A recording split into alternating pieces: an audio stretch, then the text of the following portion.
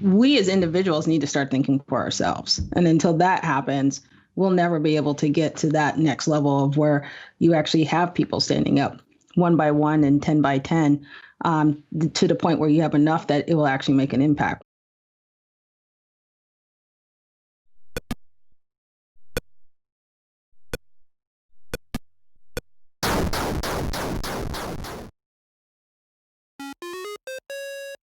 Hello and welcome to Unsafe Space with Carter Laren and Keri Smith. I'm very excited about today's interview. We get to talk with two new friends who I met when I did an episode of their show called Canceled the Podcast with Rosen and Desma Simon. I've since been on a binge of some of their episodes. I can highly recommend a few of them. And if you guys are fans of our show already, you will recognize some of the people they've been talking to.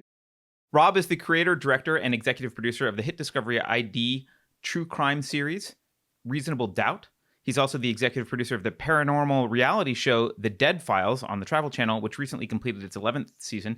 Desma Simon is the co-executive producer of Reasonable Doubt on Investigation Discovery, and longtime television producer on shows such as The Dead Files, Love Addiction, and Dr. Phil.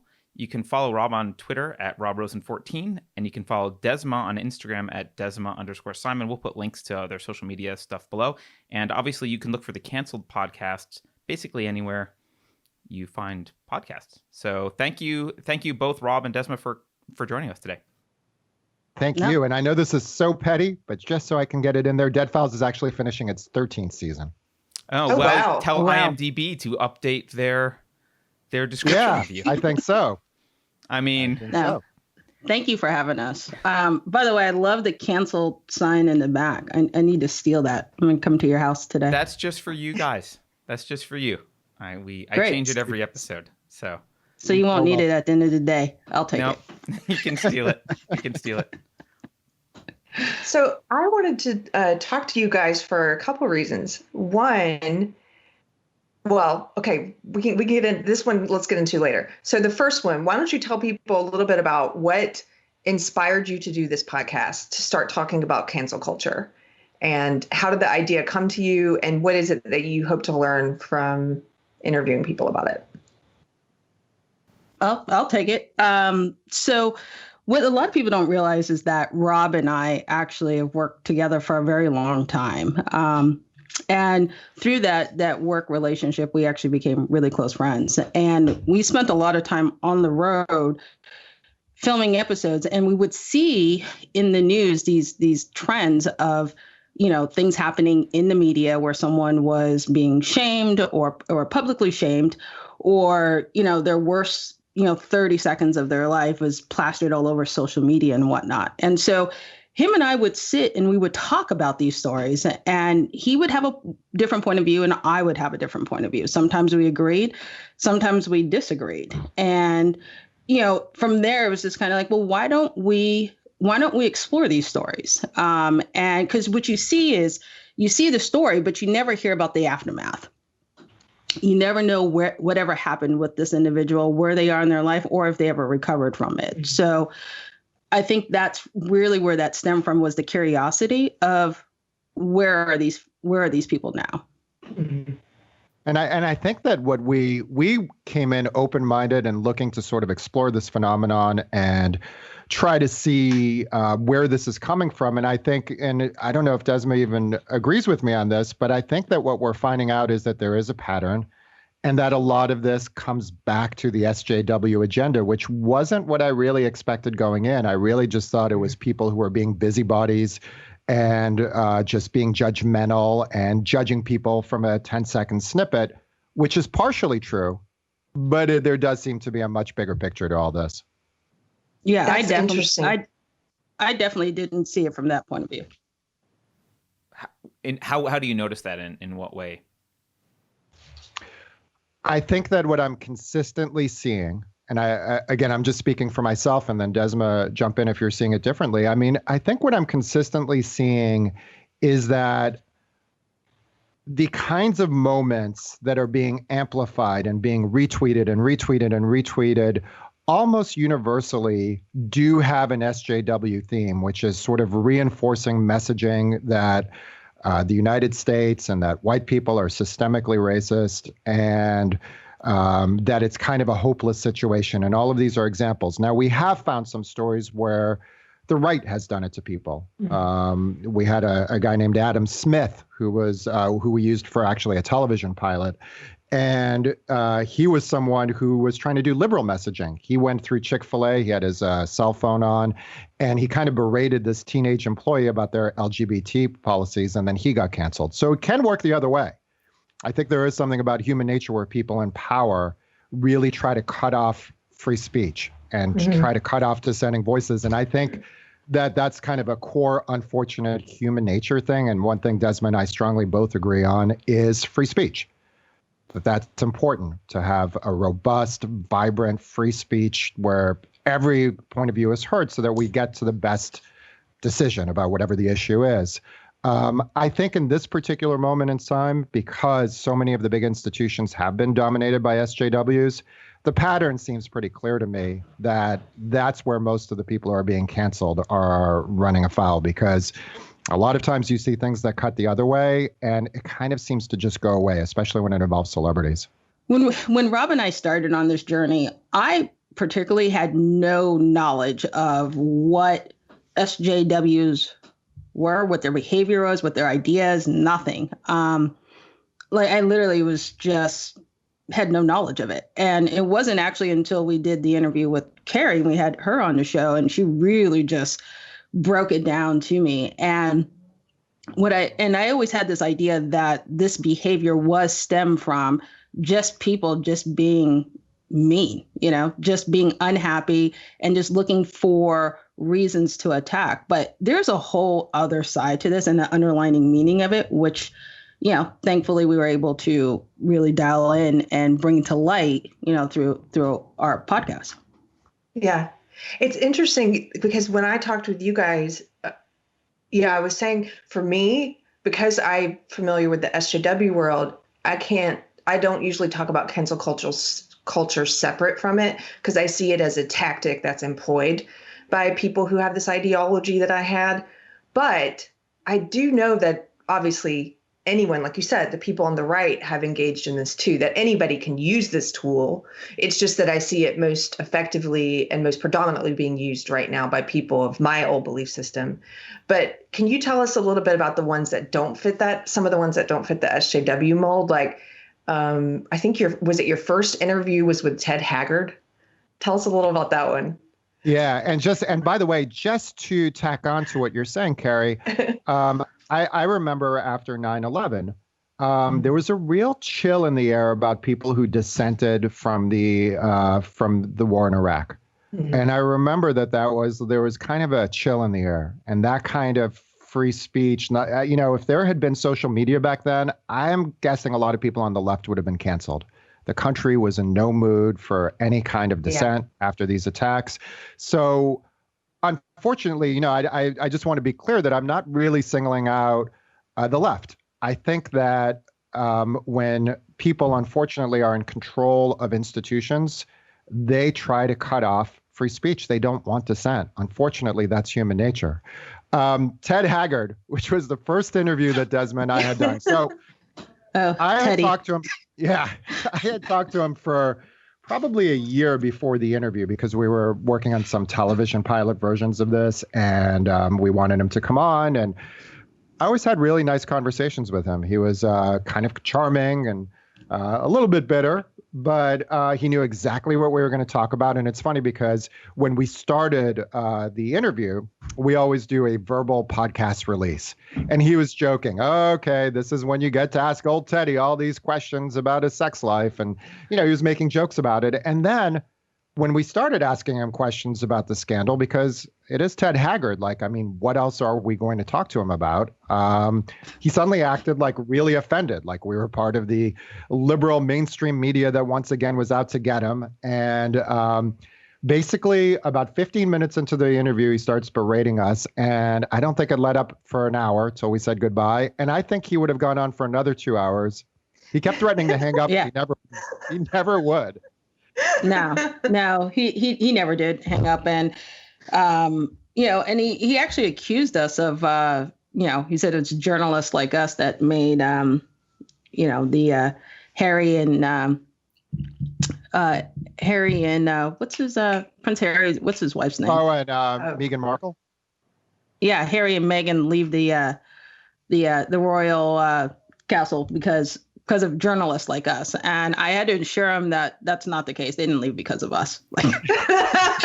You guys have a lot of influence. So much power. Who knew? So I just have a question, Rob. You brought up earlier. You mentioned that you thought it was just busybodies, which I love that word, but I actually love the phrase busybody because I think it encapsulates so much of the psychology that we're seeing.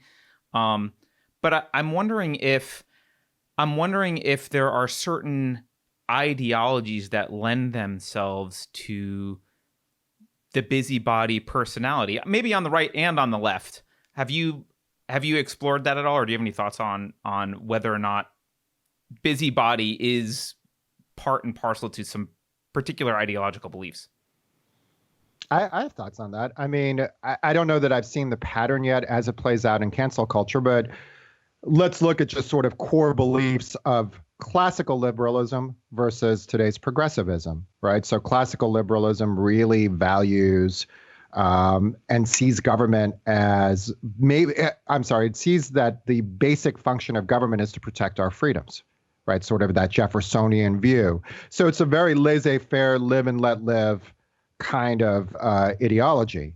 You look at today's progressivism, which has its roots in Marxism, and the belief is that you can have a centrally planned government, a government that plans the economy, that plans people's lives, that experts are better able to make decisions for people, more rational decisions than people themselves who are irrational. So I think when you see the core ideology, and maybe some of this has to do with the way our brains function, but I think that you see a difference where one ideology is really about individualism and letting people live their lives as long as they're not directly harming someone else. And another one's like, we can perfect humankind. And Desma and I talk about this all the time, and she's going to roll her eyes. But I think you see it in mask culture, right? Because I think that the reason that you have so many busybodies who love to police masks is this really plays into SJW culture. You get to virtue signal. You wear the mask. You know, there have been reports issued where I think a Canadian minister said you should wear the mask during sex. Gavin Newsom, our California governor, said that you should wear the mask in between bites when you're at a restaurant. So I think that busybody mentality appeals to people. Do you know, I was walking, I live up on the west side of Los Angeles. I was walking on Playa del Rey Beach 2 days ago with a friend of mine, nobody around. And a bicyclist comes by and yells out, "Where are your masks, Trump lovers?" Okay, that's so because it's become politicized to the point, and like you said, I do think part of it is become associated with social justice ideology, only because social justice ideology is on the left, and whether you wear one or not has now become a right or left thing, when I don't think organically it is. I'm going to jump in here just for a second, but like the fact that he calls you a Trump lover because you're not wearing a mask is so weird, because organically, like I know conservative family members who lean more towards, I would say, the authoritarian side of the scale, who love the mask mandates and who love the lockdowns. And then I also know some leftist hippie crystal wearing people who go to all the mask protests here in Texas, who hate the mask mandates because they're very on the individualism side of things. And so the media, I think, has taken this and said, this is a left-right thing, whether you like to wear it or not. And then unthinking people gravitate to whatever they're told, this is where your tribe is sitting, go get with your tribe. But naturally, I don't think it's a left-right thing. I think it's people who are sort of just authentically acting out what they believe. It's more of an individualism, authoritarianism thing, I think. I'm sorry, that's not really a question. The fact that he associates you immediately yells at you, Trump voter. What? Right. Well, it's West LA, right? So right. I mean, this is the mindset out here. Everything is polarized. Yeah. And I also want to just add that I think a lot of this behavior is really stemmed from how people feel that day, that hour. and they'll just basically act out whatever they're feeling. Tomorrow he may not even feel that he even cares about masks. And I think that's where people kind of go wrong, because they don't even realize that they're even doing this. They are, they're outputting their behavior based on being reactive, and reactive is, will get you in trouble. And I think it's also a big problem with cancel culture altogether, but we'll dig deeper into that. Desma, what do you and Rob disagree on that he said you were going to laugh about this with the masks? So here's the thing, and I kind of, I've kind of have to eat crow at this point right now, but since this pandemic, him and I have never seen eye to eye on the mask situation, the mandate. I totally believe I had to go by his house, and I totally believe in social distancing, had a motorcycle helmet on, wouldn't even take it off. And, he wears his mask when he has to, so in public and grocery stores, all of that. So him and I have gone back and forth over the last 6 months regarding the reports and the statistics and all of this. And it's tit for tat. He gets me, I get him, and we'll still never see eye to eye. But just recently, kind of relaxed a little bit on that. And he's been giving me crap about it ever since. Well, you're trying to kill grandma, basically, is what's happening now. That is what I've been told. Yeah. Now you're trying to kill. Yeah. See, but I think if people are actually doing what you're doing and trying to look at new information and keep an open mind, their opinions, it will change on it. Maybe not day to day, like you're saying, this guy on the beach may not choose to yell the next day or whatever, but my opinions certainly have changed, and what I've chosen to do is still changing. It changes. And Carter was sheltering in place in January before anybody was told to. He had masks. No, look at you. No one was wearing them. Yeah, but so here's the difference, though. I've gone from one extreme to the other. So in January, we were literally my wife is Chinese, native Chinese, and she has a lot of family in China. So we were kind of paying attention to what was going on, and so we sheltered in place. We had a stock of food. We didn't go out. We masks and gloves if we had to go do something. We were on the crazy end, and people were looking at us like we were crazy.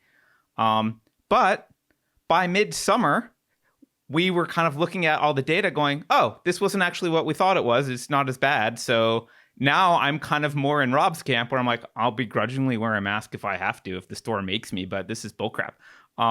So the thing that I think that a lot of people miss on this is, I think a lot of the pushback on masks is not a pushback about wearing masks or questioning your judgment about the virus. It's a pushback on being told that you must wear a mask. It's a pushback on authoritarianism, not on masks as such. Mm-hmm. That's 100% it, and that's the busybody thing that we're talking about, right?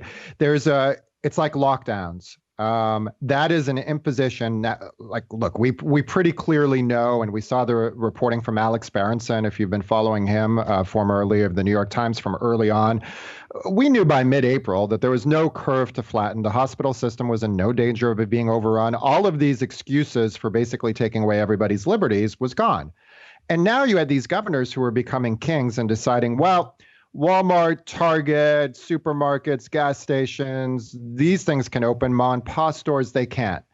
So it was very illogical. You had, what is it, Christine Whitmer in Michigan saying you could buy boats with an engine, but not those without. Yeah. Gretchen, I'm so sorry. And you have to get the Queen's name right. I just want to make sure because it's heresy to say her name incorrectly. So what was she saying about the boats? I forget. Gretchen. There was I can't remember which way it was, but you could buy a boat with a motor, but not one without, or the other way around. It was one or the other. Random, right? Yeah. So people are going out of business. People are staying at home. People now have to be muzzled when they go outside, and it's not an issue of any of these things. It's what happened to just individual responsibility, where you say, look, there is a pandemic out there. If you believe that you're in a high-risk category, you're elderly, or maybe you have pre-existing conditions, you probably want to take a lot of these precautions. And here are some of the things you can do. 6 feet distance, wash your hands a lot. If you don't feel well, stay home, wear a mask in public. Great. But how did it become everybody's responsibility to go broke, stay home, wear a mask, and do all these things because we're thinking that maybe it may help vulnerable people. And I think, sorry, one last thing on this, because I can talk about this all day, but thank God Sweden did what they did, because it gives us a control study. And, people who love lockdowns and authoritarianism hate to talk about Sweden, but you kind of get an idea of what would happen if we did nothing. And deaths per million, they're a little bit lower than us after all of this. So I have a feeling, I have a feeling we could have done absolutely nothing and been pretty much where we are now, and not had all these people who are suicidal, depressed, out of work, in danger of losing their homes. Their homes. That's the thing. You mentioned something, you touched on it briefly, but I just want to say it explicitly. And I've said this before on our show, but this has been the largest transfer of wealth that's gone unchallenged in a really long time. And it's the shutting down the mom and pops and giving Jeff Bezos their business. And I don't understand how anyone on the left who purports to be against big corporations and blah, blah, blah, they always have their, we hate big corporations. And yet they are behind one of the most blatant transfers of wealth. Because this is not just a one-time transfer. Once that business is shut down, it's shut down forever. Amazon has now earned that business forever. And no one seems to be talking about it. And we're not, and I don't know if you remember early on, we weren't even allowed to talk about the financial impact of what we were being asked to do, because that was callous. If you cared about grandma, why would you care about money? And it's this disconnect that, like, well, people need to eat. Money matters to people's livelihoods in a very big way. And we weren't allowed to talk about it. Not really a question there. So why have you guys, here's the question I want to say for later. You guys both have amazing careers working in, entertainment, working on the show Reasonable Doubt. How have you not been canceled yet doing a show like this? I'm glad you asked that. I was going to ask that question. This might be the moment. Yeah. Am I overstating? Yeah. So in entertainment, because I worked in entertainment for a while. Now I know why I had to leave what I was doing, because I had built my career in entertainment in a very specific niche where I was pushing my ideology in comedy. So I couldn't really push that ideology once I left it. And maybe that's influencing my opinion of what it's like to work in entertainment in general. And I'm wrong. But do you guys ever encounter any questions about, why would you want to talk to people like that? Why would you want to do a show where you interview canceled people? Are you seen as, are you afraid of being seen as a wrong thinker or of, associating with bad apples who should have been pushed out of society? No, I mean, I think that's what makes the show so unique, is that we are talking to people who have been, quote unquote, banished, from society. Nobody wants to have any type of association with them. In reality, the whole reality of it is that at the end of the day, these are people. People do make mistakes. And if it's this podcast or if it's another show, someone's always going to be interested in knowing what happened to them. Was there any redemption? Did they feel that what they did was wrong? Of course, it's a case by case basis, but I think there's this, and what we've learned just from the feedback that we've got from the podcast is that people want to know. People are curious, and anyone who listens to the show will know that Rob and I don't shy away from tough questions. We're precise. They're very clear on what they coming on to the show to talk about. And we're going to dig deep. And there's times where, particularly I may not agree with their behavior. And we'll talk about it. It's an open and honest conversation at the end of the day. And I think that the other thing I'd want to add on to that is we very rarely take a stance on the actual positions or the things that got people canceled. What we are really strong about, and thankfully we're not at the point yet where this is enough to get you canceled, but me in particular, I'll just speak for myself. I'm a free speech absolutist. And so it's not necessarily that I agree with some of the things that have been done or have been said that have gotten people canceled, but I almost always think it's an overreaction, and that instead of saying, okay, look, here's a voice in the public square. If you don't like it, just walk away. Don't listen to it. Instead, there's this idea that we have to destroy them, destroy their family, destroy their lives, destroy their livelihood. That's where I do take a stance. And that's different than getting into, I think, that's the hard thing with free speech, right? You're always in that quandary, and people always throw you into this corner where they're making an equivalency between what's being said and you defending the right for that person to speak. So I'm Jewish. I'm Jewish. My mom was born in the Warsaw Ghetto. She was orphaned by the war.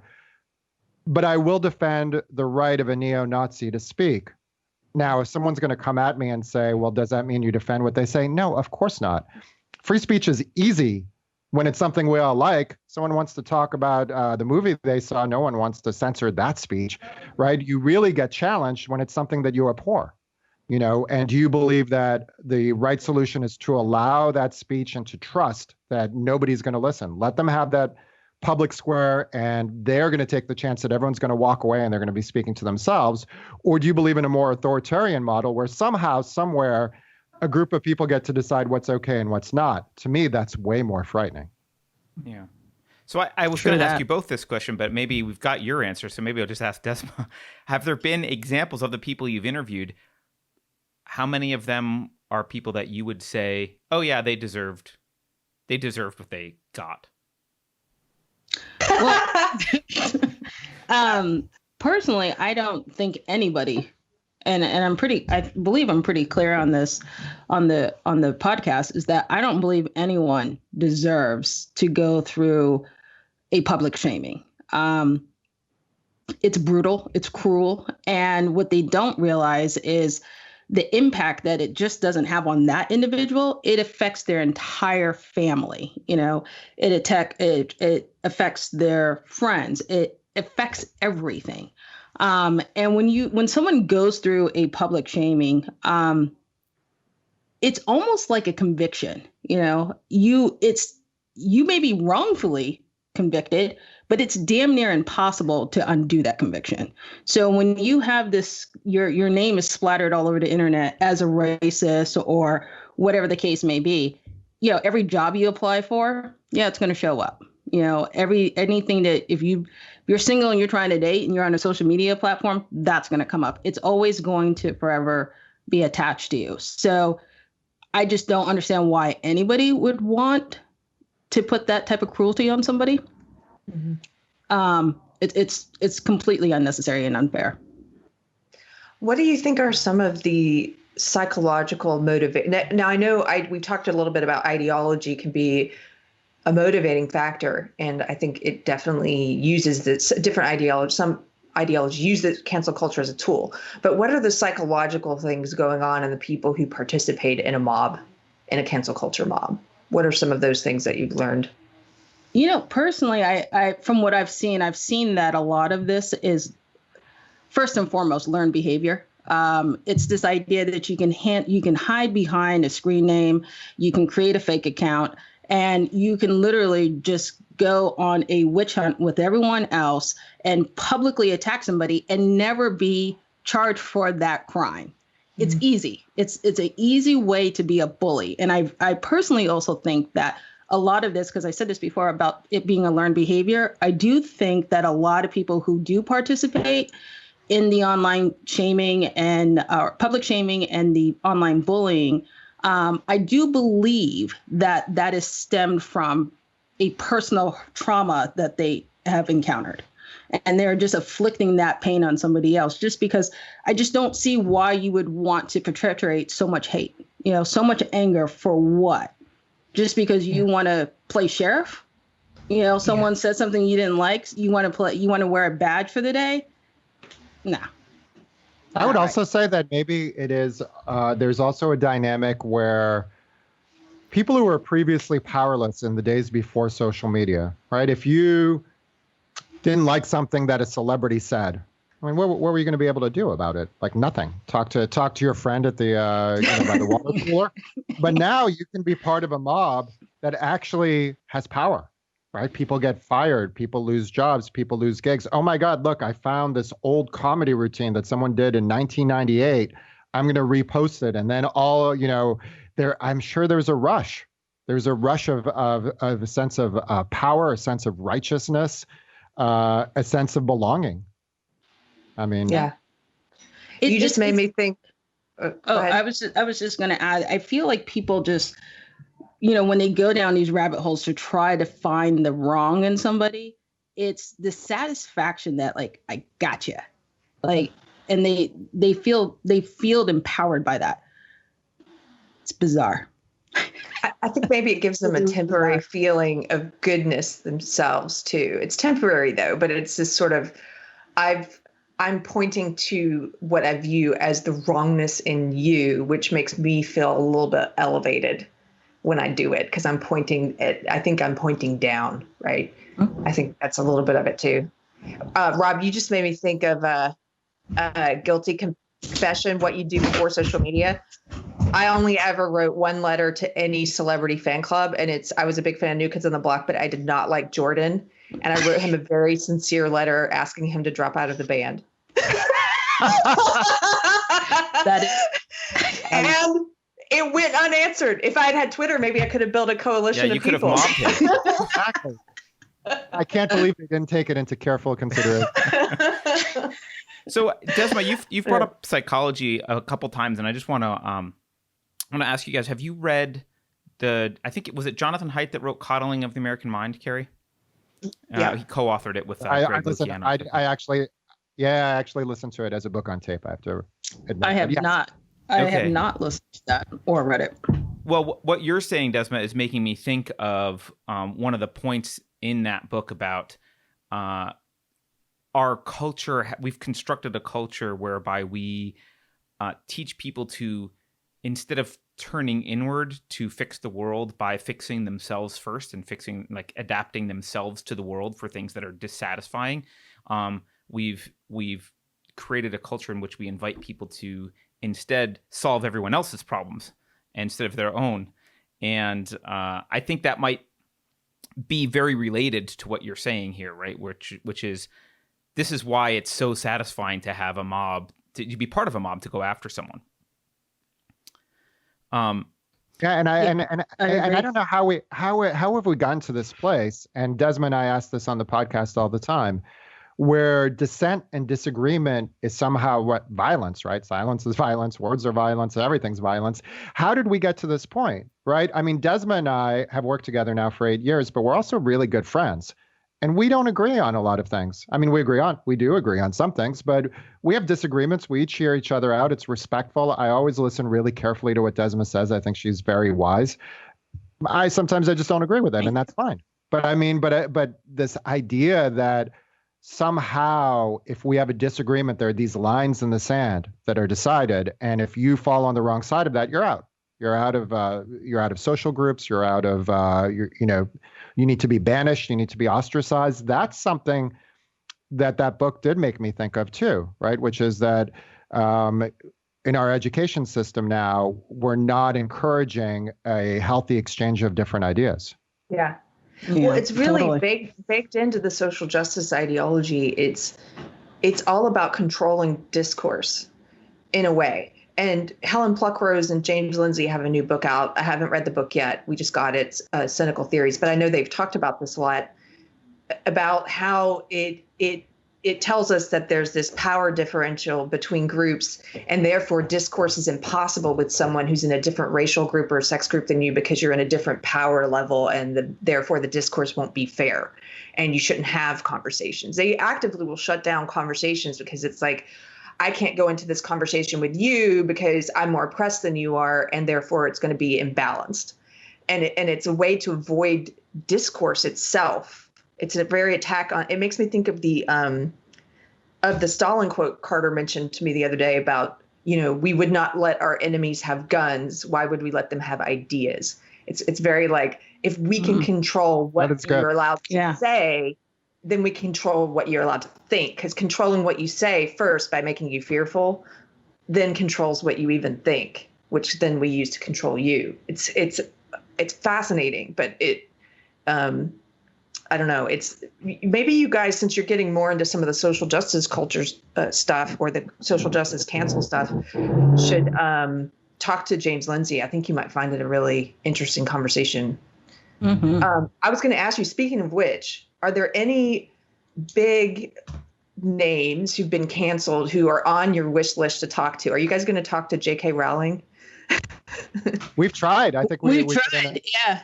We've actually we reached out, and at the time, so maybe I need to do another outreach. But at the time, she couldn't do any type of media just because she was tied up. But yeah, she's definitely one we would like to reach out to. Shane Gillis, the comedian, we would love to talk to him. I've been working on Roseanne for like a year now. At some point, Roseanne. Mm-hmm. Yeah. Wait, I'm familiar with how Roseanne was canceled. What about what was the deal with Shane Gillis? I don't remember that.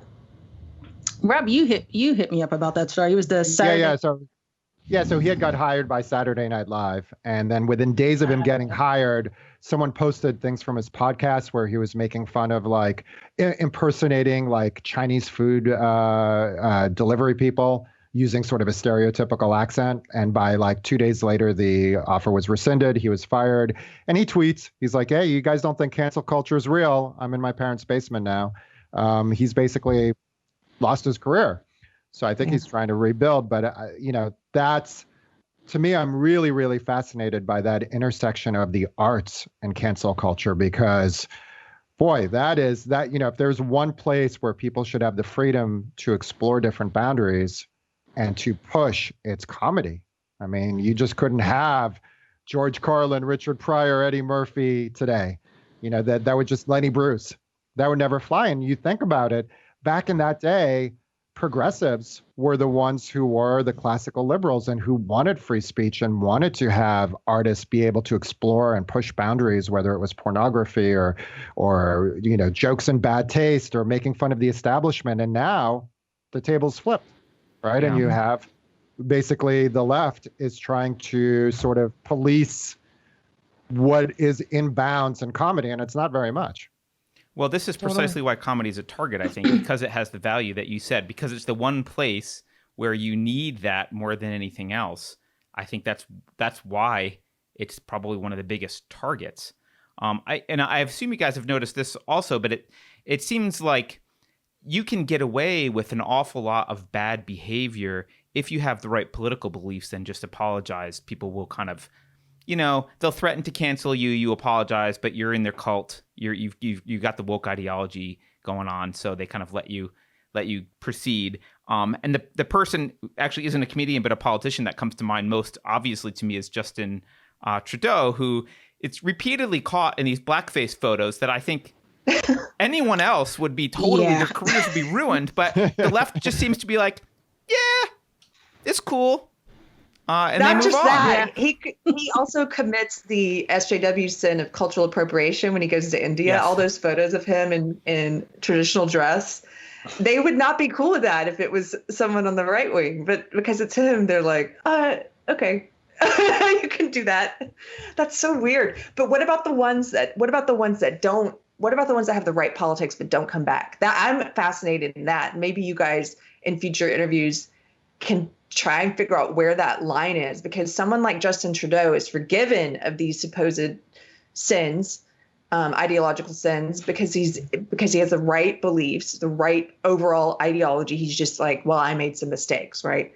But someone like Harvey Weinstein, he's not forgiven. And he tried to show in his, I don't know if you remember his apology letter, but he actually, in the apology letter, he's like, I'm real sorry about what I did to women, but you guys, I hate the NRA and I'm going to go after the guns. Like, and then he's like, why is that stuff about the NRA in his letter? It's because he's trying to say, signal, I'm in the right group. Yeah. I'm one of you. Forgive me this sin because I'm in the right group. And they didn't. So what is that difference? I think that I have a theory on this. I think that the first tier will be protected, right? So look at comedians. You have Howard Stern, who's got just this history, right? I mean, I think a couple months ago, an old video surfaced from a pay-per-view special he did. By the way, I'm a longtime Howard Stern fan, but I'd never seen this before, and it was kind of shocking. He's in blackface, and he's calling his sidekick the N-word, and he survives it because he's at the front lines, and he has been fighting the SJW battles in his own way for the last 15 years. And he has a long history of that. And then Jimmy Kimmel with the blackface and Joy Behar recently, right? I think it's the second tier, right? So if you are, I think it was the editor of Bon Appetit, and basically some of his employees said that he wasn't doing as good a job of inclusion, but the charges were very vague. And he said, I'm going to take some time to contemplate my privilege. He's gone. He's never coming back, right? Once you say that, that's like, you might as well just pen your farewell to society. So I think that the second tier, the third tier of people, even if you have the right set of beliefs, you're disposable and they can get to you. I think that so far they can't get to people on the other side, right? So if you just don't buy into the ideology, and I'll give you a great example, Ricky Gervais, who says, I'm a progressive, but I think these people are a bunch of a-holes. And I'm not playing this game. And every single time that they come after him, he comes back at them hard on Twitter and tells them to F off. And they can't touch him. He's impenetrable because he doesn't. So to me, I think that the only way you win this game is by not playing it. The second you play, you're a target. I think you're right. Because if you're right about the ones that get caught in some type of transgression, but aren't affected. If you're right that it's like a first tier thing, you could always become second tier, and then you're not protected anymore. You never know at what point. Like Sarah Silverman, they've come for her a few times, but they haven't taken her down. But at some point, Sarah Silverman could be less influential, and then it's bye-bye. Mm-hmm. Right.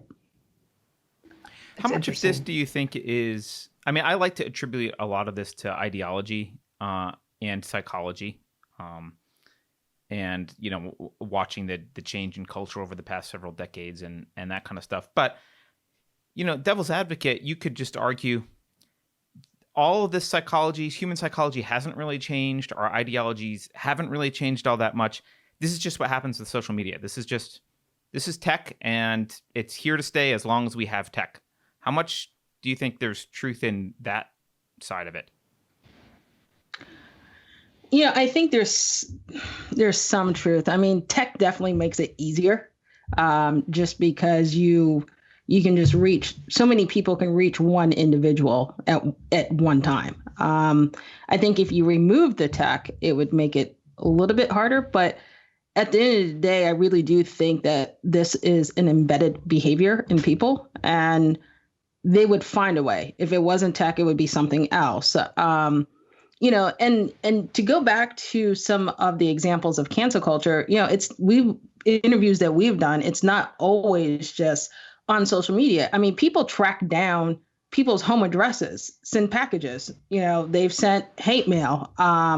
They get a hold of financial information, like all of this stuff, kids' school addresses, all of this. And they will always find a way. I think it's a mean-spirited behavior that people just have, and it could be a trend. I don't know if it's going to turn around, but I just think that tech has very little to do with it. And Desma, think about one of the interviews that we did.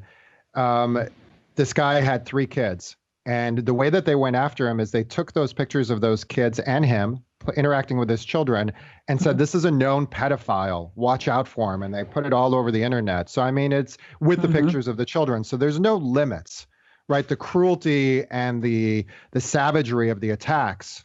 We have talked to so many people who told us that they really thought about committing suicide, that they were really left.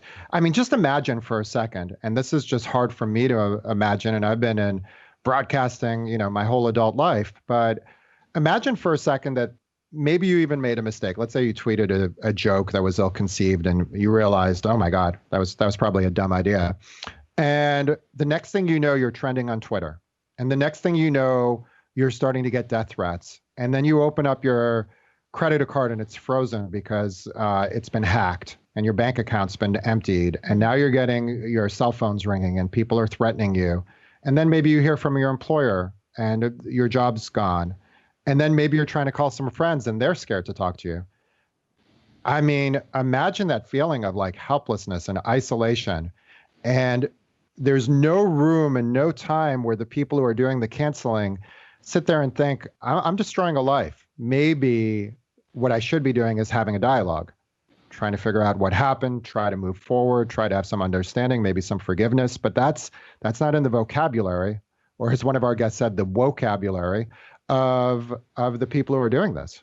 Mm-hmm. And I just want to add to what Rob was saying. I think a big thing that a lot of people don't realize is that we've all made mistakes, all of us. The people who go digging through that social media for that really bad, vulgar tweet that they put out 8 years ago, I'm pretty sure every one of us, all four of us on this interview right now, have done or said something that could get us canceled. So I think that if one by one, if the attacks came by an individual and it just literally was, okay, I'm taking out Carter, I am taking out Keri, I'm taking out Rob, and then the next thing you know, someone takes me out, until we're all eliminated, it's still fair playing game. And that's damn near impossible. So I think people don't realize that they're wasting a lot of time because you can't take out everybody. You just can't. Yeah. And think about 2020. People. It's been, oh yeah. True. Oh yeah. You can definitely intimidate people, but I don't understand how far people are going to go. You know, like we all can't be put out of a job. We all can't be listed as pedophiles. We all can't have our financial information posted, our home addresses posted. Like literally, like it's like the young eating the young. You know, like this is just like, it doesn't make any sense. Mm-hmm. It's like Lost. It's like a Survivor. There's going to be one person standing at the end of this game. I don't know what they win, but they'll be the last survivor. But I mean, anybody watching this, think about this has been a tough year, right? And a lot of people have been under a lot of stress. Think about the worst 15 seconds of the year for you, when you were really frustrated and you said or did or yelled or just really kind of lost your cool. And now just for a second, imagine that was videotaped and broadcast around the world. Would you be canceled? I bet all of us would be. Yeah. If we're honest with ourselves. That's a great example of what you're talking about, Desma, with some people who you don't like what they did or support what they did or agree with them, and you do think they made a mistake, but you said you don't think this should happen to anyone. And it made me start thinking about, are there any examples like that I can think of? And that woman, Amy Cooper, who reacted to the black guy, the bird watcher. She's a white woman. She had a dog on a leash, and she just, in the video that we saw, was on her worst behavior, as you're saying, on her worst behavior, caught in her worst moment, and maybe has a lot of issues, because I saw some stuff people dug up about her dog having lots of accidents. Maybe, who knows, has all these issues and is being the worst version of herself on camera. But then I watched what happened, and people went after her, and they found, I think she got fired, all the same stuff that we see that goes on. And that one is one that made me stop and think. I'm like, does she deserve this? Because that, with someone like Maria Tuscan, who you interviewed, or Sockmatician, I can look at those stories and say, I'm against the mob behavior, and they don't deserve this. They're innocent. They didn't do anything that is deserving of being canceled. But then I look at someone like Amy Cooper, and I have to confront that feeling in myself of wanting to feel like, just desserts, right? This was something you deserve. And at the time I did confront that, and I realized, I don't think what the mob is doing is any better than what she did. They're being the worst version of themselves too, because they're all like, it's like bloodthirst. Mm-hmm. Go find out everything you can on this person. I don't know.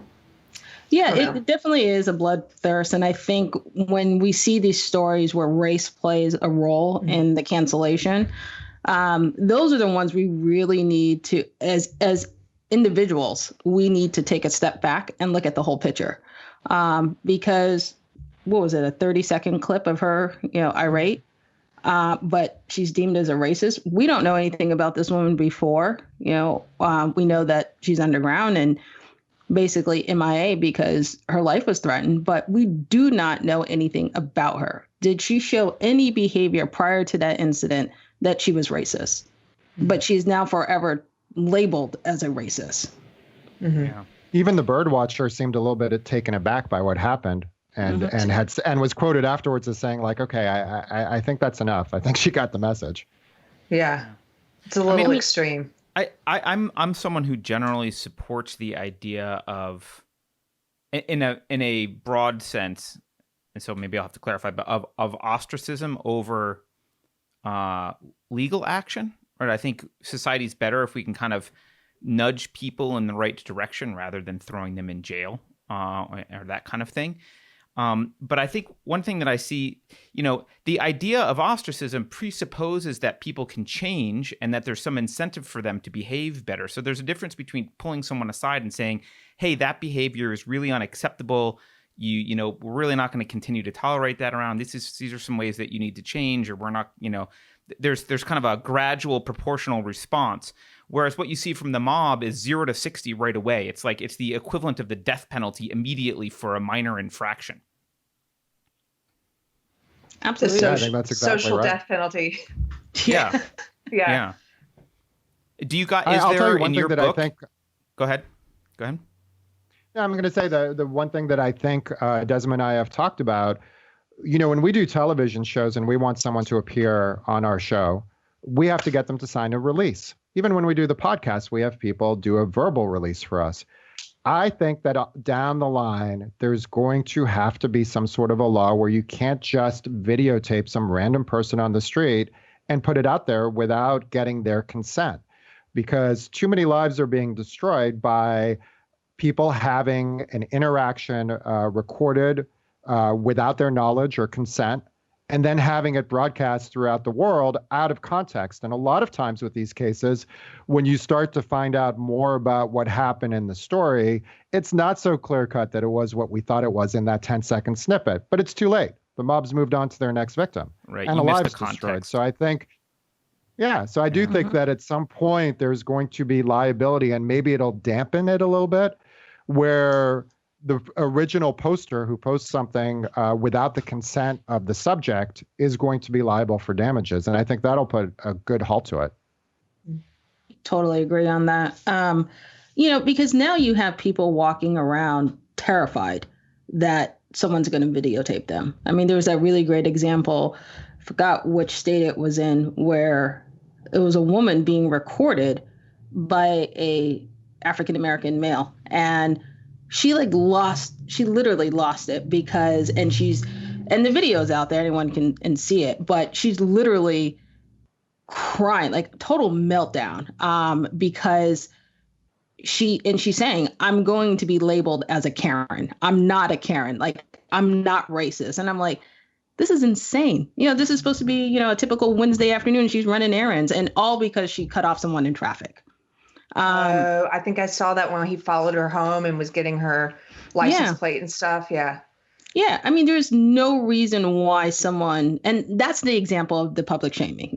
This is a woman who, she's literally, that her meltdown of being labeled as a Karen is the worst 30 seconds, maybe a minute of that video. And now you have local, residents coming out and they're just like, what's going on? And so, she's there and she's just begging for her life. That's completely unfair and it's not right. And I just don't know how do we get past that, unless we identify and Rob brought it up, that we get to the point where you actually have to get consent. Because I think that would automatically stop a lot of this and get rid of the fear that I'm going to be framed or I'm going to be portrayed as a Karen or whoever, based on something that's possibly out of context.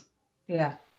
I mean, do you think that's even possible though in the age of an internet where I could easily make an anonymous account and post through Tor a video of that woman, and you can't prove who it was that took the video or who posted it or whatever.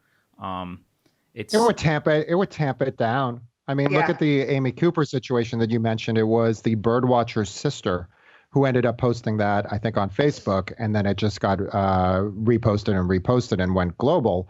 I don't know that in that particular incident, there would have been a desire to sort of go underground. Fair. And, most people don't have the knowledge or the ability to try to do that. So, look, no system's perfect, but I think that at least that would tamp down this desire, this gotcha game where busybodies, to use that word again, go around looking for people to take out.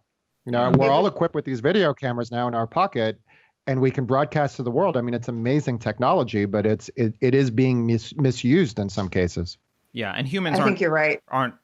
We haven't evolved to act like we're under constant surveillance by the entire world at any moment, which is basically what's true. As long as you're out of your house, and maybe sometimes even if you're in your house, you're potentially under surveillance, and the entire world can see what you're doing. Because of the prevalence of cell phone cameras and stuff. So, yeah, I can see that being an issue. Is there any? So go ahead, Keri. I was going to say, what would you guys say? What would you guys say to someone like AOC and people who allege that there is no such thing as cancel culture? What would your response be to that claim? Laughing's good. I just want to know, first of all, I want to know why they think that there is no cancel culture. It is literally in the news every single day. In some shape, form, or fashion, it's trending. It's out there. People are fully aware of it. To kind of basically denounce and say that it doesn't exist. I feel that personally, I think it's being dishonest with yourself and realizing that this is actually a problem. I don't think she doesn't believe it exists anyway. I think she just says it because she thinks that cancel culture can be something she can benefit from. Right? She doesn't. Exactly. And Carter, that's actually what I was going to say. She's the leader, she's one of the key leaders of the SJW movement. And so right now she wields the power. I guess all I would say to her is, people are fickle. People change. Political ideas and movements come and go. And there's going to come a time when she's not so popular and her ideas are not so popular. And she's not going to be such a big fan of cancel culture when she's the target. Mm-hmm. That's a great point. Because that day will come. Yeah, I mean, it's not a problem. It doesn't exist. It doesn't exist if if they don't come after you personally. The minute they come after you, oh my God, this is a problem. We must do something. Let's get the legislation together. We need support. But now it's kind of like, it's kind of like poverty. It's kind of like hunger. It doesn't affect me personally. So why do I need to worry about it? But I guarantee you, if your financial information hit online and pictures of you and your kids were posted all over social media and someone deemed you as a pedophile, you'll definitely have a different opinion about it. Yeah. Mm-hmm.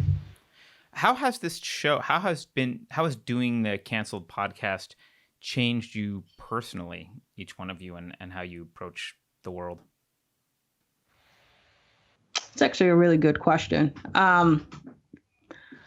One thing that seems to be, and it's a topic of discussion. It's always been a topic of discussion, but more than ever now is racism. And I personally, look at racism a little bit different now.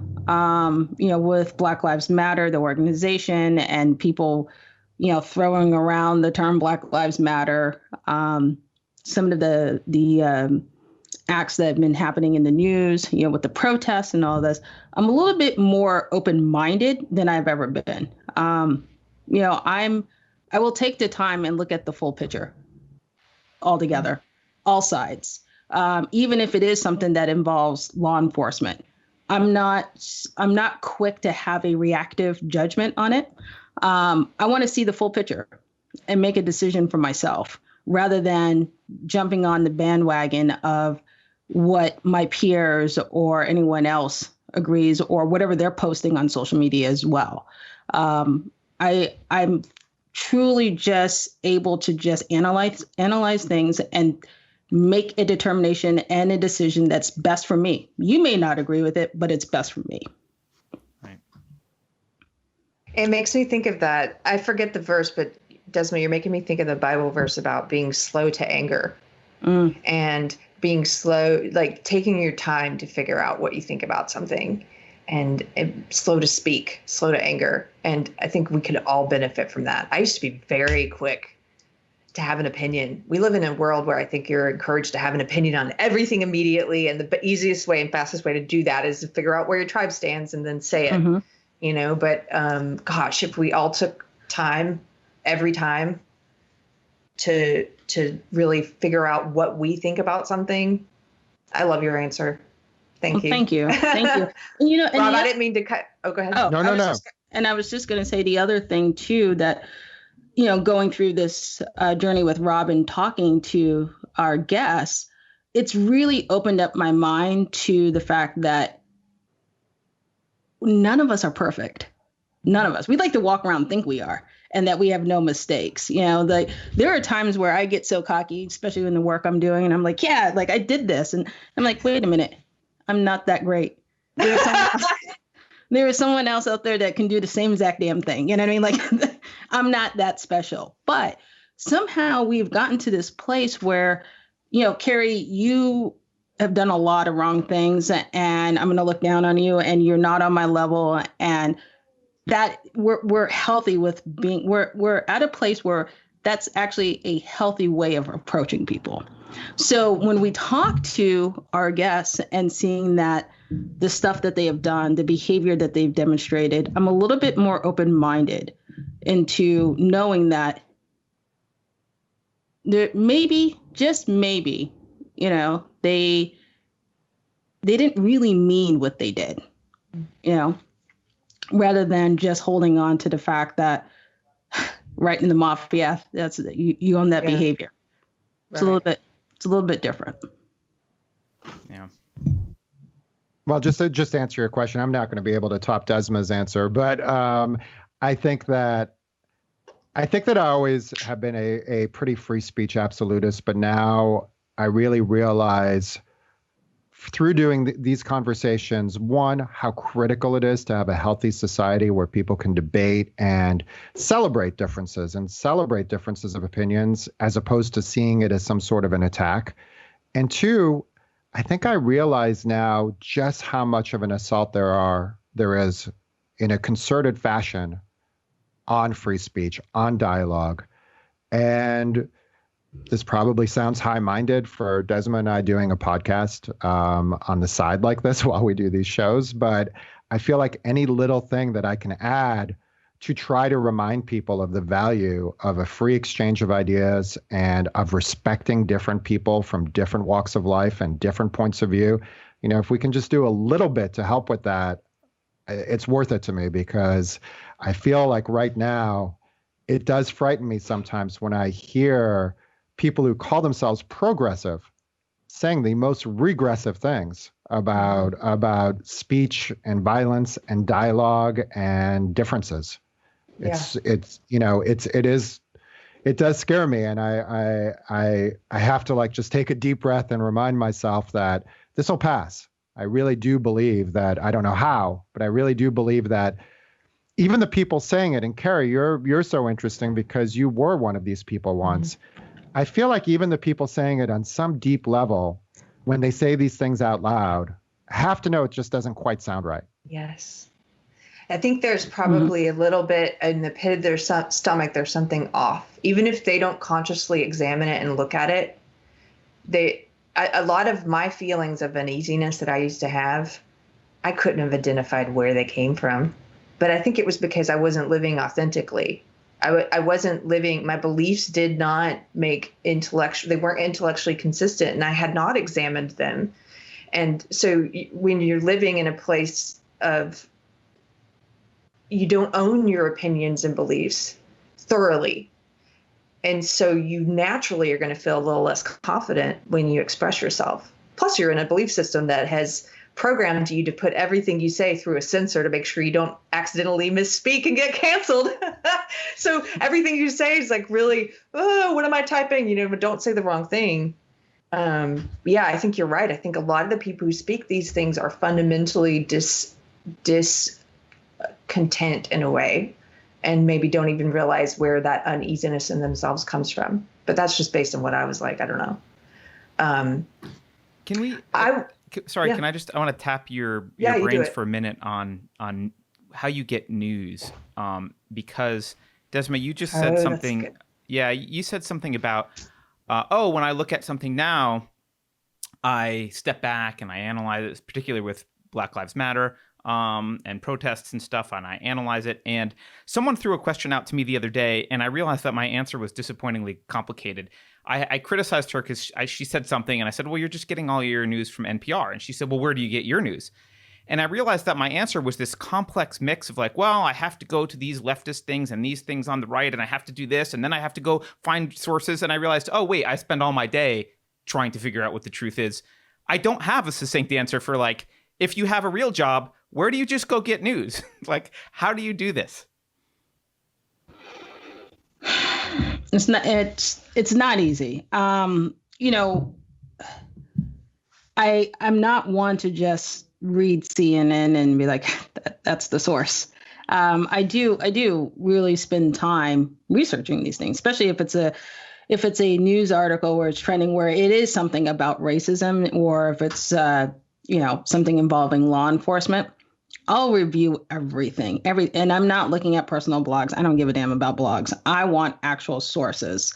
And so I will actually stay silent on the subject matter until I've gathered enough information where I feel I'm, one, educated to talk about it, and two, have a full understanding of what really happened. A lot of times when people want to give their point of view on something that's trending in the news, they haven't done any research. They're just going by what showed up on their Facebook feed.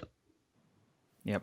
I think you have to also go back to source materials. I started in journalism and then made the move into working on 1 hour series. But I had worked at CBS when I was in my 20s, and I think you have to go back to source material. For example, let's just go back to COVID, right? If you watch or CNN, or you go on CNN.com, it's just a daily, this is the plague. And if you just go to the CDC's website, or you go to the World Health Organization's website and look at the breakdowns and look at the numbers yourself, you really get a very, very different feeling. For example, the World Health Organization last week said 10% of the world has gotten COVID at this point, has been exposed to it. That's 780 million people. We have 7.8 billion people in the world, and 1 million have died, which is 1 million too many, but it's still 1 out of 780 now. Seems to be the mortality rate, which is very different from what we had been told. And so I think that the key is source material. The Mount Rushmore speech that Donald Trump gave, I'm making no comment about Donald Trump as a person or a candidate or a president, but what he said in that speech, if you go back and watch it, and then you look at the coverage, where it was gaslighting, it was just two different events. And so I think that a lot of people are really getting entrenched in positions because they don't have the time or inclination to go to the actual source. And that's where the media is really letting us down, because it's really advocacy more than bias these days. And even if you go, I love the source material answer, which is how a historian does things as well. You always look for original sources. I've noticed, and I don't know if you guys have noticed this, but maybe you have, all of the mainstream media outlets make it actually, most of them, make it very difficult to actually find the source material. So if you go read an article on CNN and they'll say, the president said blah, blah, blah, and there's a link, and you'll think, oh, you're going to link me to the transcript or to a video of him saying, nope, it's another article where they're explaining what he said. They very rarely give you access to the source material. Finding the source material is depressingly difficult, given the fact that we should have the entire world's information at our fingertips. But getting that source material, it seems like there's a lot of roadblocks they've been putting up to make sure we can't find the actual source material for anything. It's like when they accidentally tell you what they're doing, like Chris Cuomo saying, it's illegal for you guys to read the WikiLeaks emails, but we, the media, can read them and tell you what they say. It's different for us. Like, first, that's not true. And secondly, you spoke out loud what you do, which is tell us what to believe. Well, try to look up the Great Barrington Declaration. You guys know about that. I don't. I hope I didn't mangle this, but there was a Harvard doctor and an Oxford doctor and 36 other doctors who basically have looked at everything. This was like last week, and they came out. I hope I'm not mangling this, and I think it was referred to as the Great Barrington Declaration. And they said, look, these lockdowns are just not even close to worth the cost. We think we need to reopen. Yeah. We need to reopen societies and protect basically what David Katz from Yale was saying from the beginning. We need to reopen societies in the Western world and just try to protect the vulnerable. Now, if you go and Google it, you can find everything but the source material. You can find all the media's spin on it and why this was just a reckless thing to do from these esteemed doctors. But it's very difficult to actually get the declaration itself. And so, again, that's the problem. So unless people are trained as journalists or historians, or they really are motivated and have the inclination, most people are just going to read that New York Times headline, which is, oh, these are, a bunch of kooky doctors who are going against the grain here. And most people dismiss it. Yeah. Do you think it's gotten worse, the media?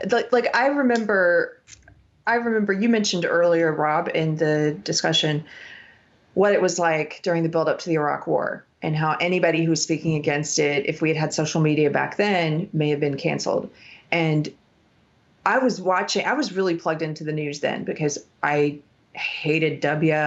I was looking at all these different sources, every source I could find. I was examining things and I was like, this is BS. The yellow cake uranium stuff is BS. We're going to war based on a lie, and people are just beating this drum. The media is complicit in selling us this lie, the media and the CIA. And then something happened to me during the Obama years. I was like, oh, somebody I like's in charge. I just quit paying attention to everything. I'm like, oh, this guy I like is driving the car. And I think during those years, I also I'd forgotten about the media and how they lied to me about the Iraq War. I fell back in step with CNN and places like that. And so now it's hard for me to judge when I look at the media now, and I'm looking at the amount of gaslighting they're doing, and I feel propaganda influenced by the FBI and the CIA.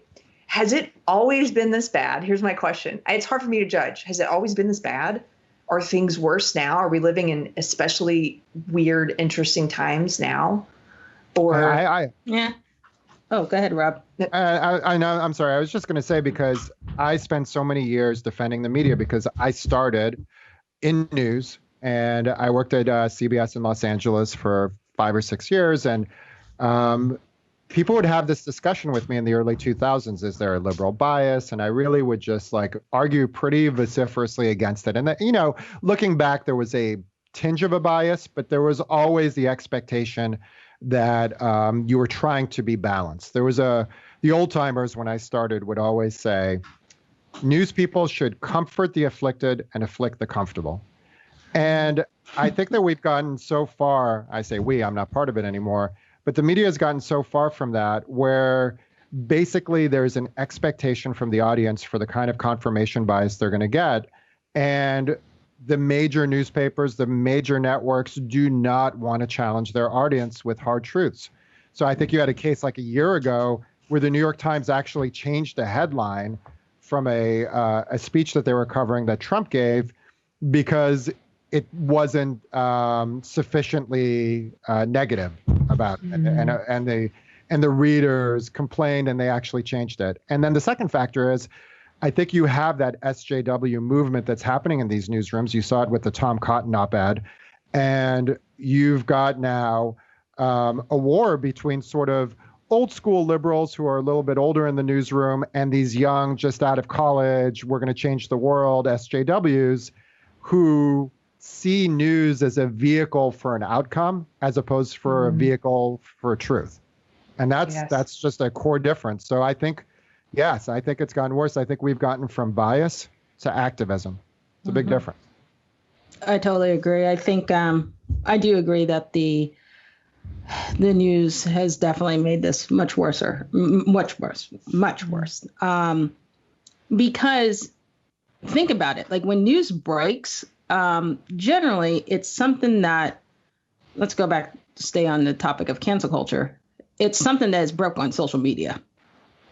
And that is fuel to the news outlets. And they're the ones who are running it in its cycle. And so now people who may not be on social media, they're now seeing it on their television. And now it's the topic of discussion in the office or with your friends or with your family or whoever. So now you're going back to the source where it came from, which is social media, to go and find who did this, why they did it. And then that's where the mob mentality comes from. So it's I think if one thing that has been lost for a while now is true, and Rob and I talk about this a lot, especially with the show Reasonable Doubt, is the true art of journalism.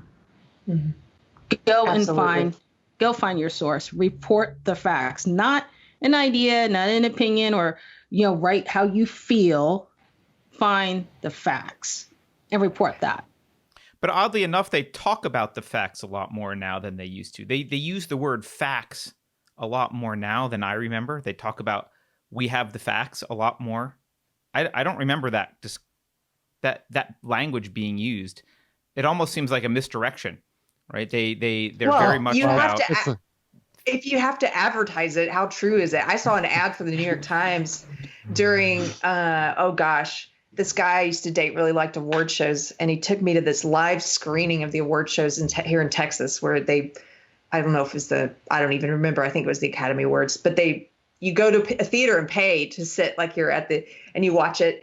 And they ran an ad in the middle for the New York Times, and it basically was like, New York Times, we're bringing you the facts in a time of fiction. And it just was such a weird, I burst out laughing. Like, you're having to sell me on your trustworthiness in your advertisement. That's just, I don't know. You shouldn't have to do that. Your work should speak for itself. You shouldn't have to assure me. Well, it's like politicians who say we're just following the science. We've heard that a lot. Right. Oh gosh, we've heard that a lot. Something you said the other day, Desma. Oh yeah, about Twitter. I saw someone mention this recently, and it stuck with me, about how Twitter is sort of leading what's happening in the newsrooms now. Twitter's creating the stories in some ways. Yeah, you're right. Absolutely. If you look at all the journalists, they have Twitter accounts, and they have followers. And when that news breaks of whatever it may be, they get it first, and then they're running with the story. So the reality of it is that you don't have journalists out there boots to the ground like they did in the old days finding this story. They're waiting for it to pop up in their social media feed. Yeah.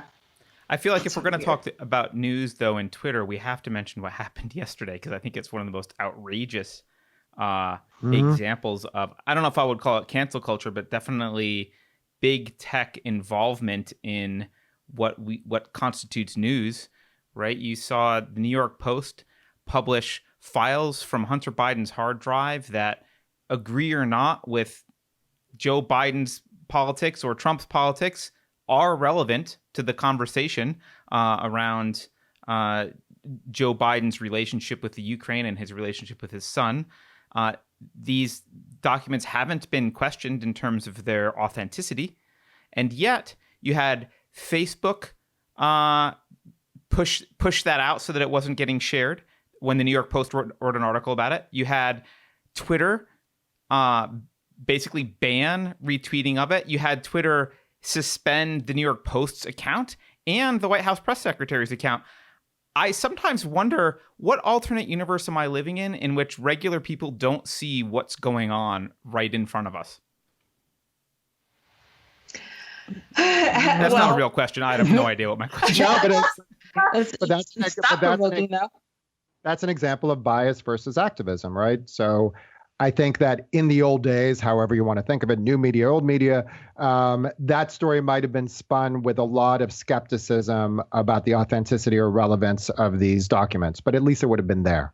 Now you just have gaslighting, right? We've just gotten to a whole new level. I mean, it's just sort of like the subjectivity of how certain allegations of, and this is a sensitive topic, but, look at Brett Kavanaugh's hearings and how those allegations were treated versus Tara Reid and Joe Biden. Yeah. Now, does anybody seriously believe that one's more credible than the other? Does anyone seriously believe that politics and ideology didn't play a role in how these were covered? I mean, it just seems pretty blatantly obvious. Yeah. So I think Carter's question is, which level of George Orwell are we living in? Yeah, no. What universe? I want you to name the universe that we're in right now, because it's not mine. I don't recognize it. I mean, I've said it, this whole year seems so surreal to me that it's really the first time in my life it feels like very disorienting. I don't recognize the country. I don't recognize the way people think, the cruelty, the anger. It's just it doesn't feel like home right now. That's interesting, because I've been thinking the same thing. And I part of it, I think, is because I'm just now starting to come to grips with how much I believe we are all being manipulated by our own intelligence agencies and media. But on the other hand, I also think a lot of it has to do with the mask wearing that we talked about earlier. I think it helps us to do what we see happen online with mobs and cancel culture. It's a way of depersonalizing one another in real life, dehumanizing one another. I think it psychologically helps us to do that. You're wearing something that's covering your face. There's a shield literally between you and this other person in your interactions. And I think it's just a little push maybe to be a little bit worse version of ourselves in interaction. So I'm really interested in what it's doing to us that way. But I'm sorry, we devolved from an interview into a conversation. No, I was going to say maybe it's time. Those are the best kinds of conversations. Okay. Maybe it's time to prognosticate. Can you guys, either Desma or Rob, how will this end? Will it end? Cancel culture? Yeah. I think that it would have to take for someone with enough power to be personally affected by cancel culture, to have some influence, that some regulations need to be put in place. Either it be, within social media or technology or cell phones, whatever. Just every angle that is every tool that is used to fuel cancel culture, I think that needs to be regulated. Or we will all just be taken out one by one, and then it wouldn't even matter. And then, our human ecosystem will just populate again. It ends in dystopia. Then, okay. Yeah, we're gonna have to make this. We're gonna have to make this a daily podcast, Desma, if we're gonna keep up with all this. But I think it ends when we decide it ends. Right now, people are scared to talk. Right now, corporations, at the whiff of a scandal. I mean, we had a guy who worked for San Diego Gas and Electric, who was a Mexican-American man who was cracking his knuckles. Some guy takes a picture of him, posts it on the internet, and SDG&E fires him because they thought it looked like the OK symbol from an alt-right guy. And he's like, I'm a Mexican-American. Like, I don't think they would have even let me in. And the company just had no backbone. They didn't back their employee from what was a patently absurd claim.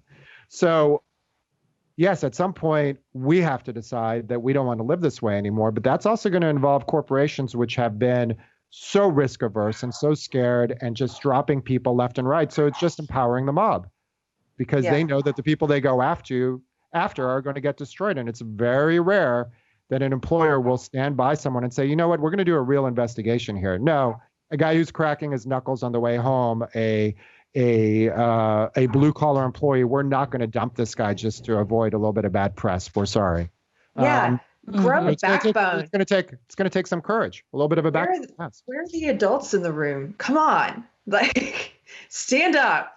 I hear what you're saying, Rob. That's what I want to see. I want to see people standing up. Get some adults in these positions who, I don't know, stand for something. Have a little bit of strength. Well, the good thing is the more people that stand up, the easier it is for others to stand up. And you are starting to see some people push back on this, even internally at their companies. And it is becoming, I think, more in the awareness of the public a little bit more. So maybe we just need to hit an inflection point where there's enough people that are saying, no, I'm not going to be a party to this, that more and more people are then willing to stand up and say, yeah, me neither. But it's hard to be one of the first few, I think, because you may lose your job. Yeah. Well, I think to get to that point, where people actually start standing up for what's right, we as individuals need to start thinking for ourselves. And until that happens, we'll never be able to get to that next level of where you actually have people standing up 1 by 1 and 10 by 10 to the point where you have enough that it will actually make an impact. People are still too afraid to have their own idea and express that idea because of cancel culture, or just being afraid that someone is going to be upset with them because they didn't agree with them, So yeah, I think that's first and foremost. We just need to get back to the practice of knowing who we are as individuals. It's so ironic, right? Because the promise of social media was about self-expression, right? It was about, this is a way for you to be your own individual and express yourself and find a community of like-minded people and be able to kind of be yourself online. And it was supposed to be a very empowering tool. But what I'm hearing you say, which I think is correct, is that actually the opposite has happened. Well, the internet was supposed to give us the world's knowledge at our fingertips, and it doesn't seem to have made us that much smarter. Oh, yeah. We have the misinformation at our fingertips, at least. Yes. Yeah. Yes. So. Yeah. Well, I wanted to thank you guys so much for coming on. Thank you for being patient. Having us. And something you said earlier. Yeah, thank you. Something you said earlier about how you said, I don't want to get too high-minded about what Desma and I are doing on the side. But you are right. It's not too high-minded. I think the fact that the two of you are doing this show on the side shows that it's very meaningful, that there's like purpose there. This is something you do outside of work because you're interested in it and you're pursuing something and pursuing knowledge of, like you said, just an interest in what happens to people after cancel culture. So anybody who hasn't checked out Cancel the Podcast should go and check it out. If people who watch our show, you're already familiar with my story. So I have an episode on there, but you may also be familiar with Maria Tuscan, who we've interviewed before, Sockmatician. But what are some of the ones that people in our audience may not be familiar with? Like, could you each tell us one of your favorites that you think people should listen to? I'm going to go with Natasha Tynes. Natasha Tynes is a Jordanian-American woman who admittedly made a mistake. She was on the Washington, D.C. train, and she saw a woman who was eating against company policy. She worked for the train station, and she was eating on the train. So she took a picture of her and posted it. And she was so disarming with us. She said, I was being a Karen. Now, this woman happened to be a Black woman, and it became an issue of race. And it was a very, very interesting discussion because she said, I'm new to your country. I don't even really understand the dynamics. I'm from Jordan. I'm not a white woman. But it was portrayed as if it was a racial thing. She was an author. She lost her book deal. She had threats. I think that's a really interesting discussion and gives people, I think, an idea of how context can be missing in these kinds of cancelings. Cool. What was your favorite, about you, Desma? Oh, goodness. I think one, I know Rob just talked about the Natasha Tynes, which touches on race. I think one that's really good that is a nice balance, because we actually had two different perspectives is Professors Under Fire. Really, really got into the discussion of, free speech and how it plays a role in your profession. We talk heavily about the idea that, we talk heavily about, is there a time and a place for everything? And we get into that discussion quite a bit, with professors in universities and whatnot. So I think that one is one where you see two sides and you can actually, hopefully, form your own opinion on the subject matter. Hopefully. Cool. Great. Well, thank you guys. Well, thank you guys again. Thank you guys so much. We really enjoyed the discussion. Yeah, it was great. Thank you so much.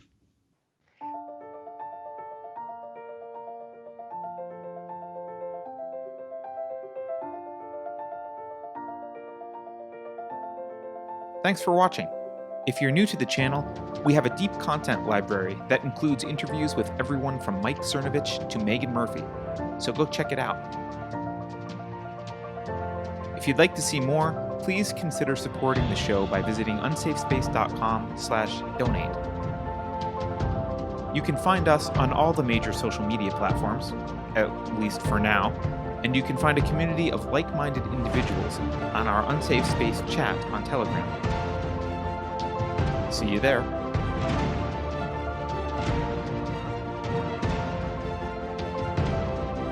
Warning. This is an unsafe space. Dangerous ideas have been detected. The content of this production has not been authorized by the Cathedral. Pay no attention to it. For your protection, the following co-conspirators have been unpersoned and marked for cancellation. Please keep socially distant from these individuals.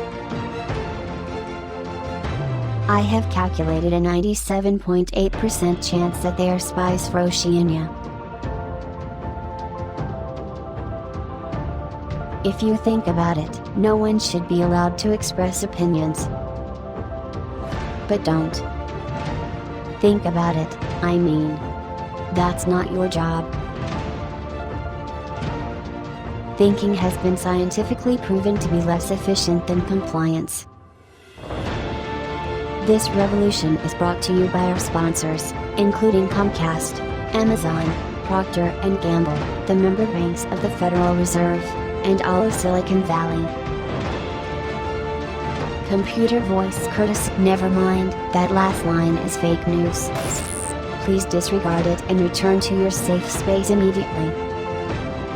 There will be cake.